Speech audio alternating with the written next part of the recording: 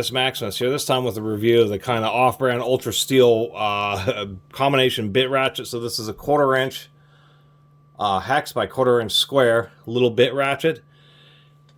This was hiding off in the corner of my previous video about that Titan spud ratchet. And this kind of caught my eye. I kind of like the idea of little bit ratchets. And so this kind of caught my eye.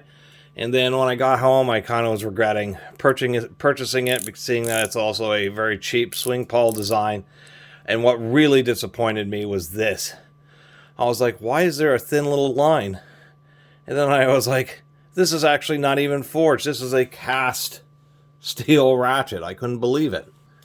And the real telltale sign is that thin little line. So it's a really cheap swing pawl design. And this thing was like 15 bucks. I just feel totally ripped off. How you know something is forged is the difference is when something's cast, two dies go together and then there's a hole and they inject, in this case, or pour or inject steel into it. And since the molds are already closed, they have a really tight fit. So that's why you have the thin line.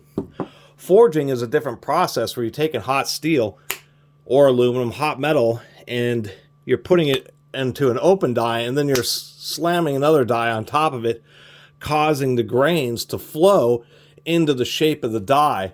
That way the grains are aligned in that shape and it makes things stronger. And it's real distinctive. When you have something forged, say like that's the 5.5 ton D-ring, you can see that since this was forged, smashed between two dies, it leaves this really thick edge known as flashing.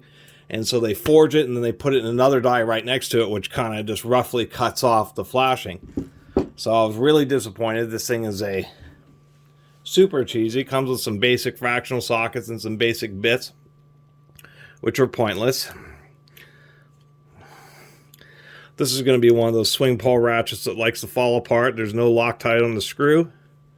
We'll see how tight I can get it. It was really loose, but they attempt to use a shoulder type screw. So you can tighten it down and not have it be loose. The big issue with many swing pawl ratchets is they use a separate screw to hold on the reverse lever, and if you tighten that screw tight, it ends up binding and you can't reverse the darn tool. And that's really the biggest issue with swing pawl ratchet designs. So anyway, here's this one. We can see our two tiny little two-tooth, which in a tool like this, it's probably just fine that it's a two-tooth, but those are just two little microscopic swing pawls. And you can see the casting here. This wasn't machined. You can see those little divots. So the entire body of this ratchet is all cast. So anyway, definitely not recommended. I'm so disappointed finding that they couldn't even been bothered for the price to actually forge it, especially when it's an Ultra Steel brand, that I'm really tempted to just return this thing because that's actually, you know, a worthy reason. Get a ratchet that doesn't have a forged handle, even in a little bit ratchet like this, is pretty surprising. It's pretty low quality. Meaning the only thing that is forged is going to be the anvil itself. And it looks like the pawls themselves are sintered steel. Anyway, I'll end the video there. If you see these in the auto parts stores, definitely avoid it. It's not a worthy bit ratchet.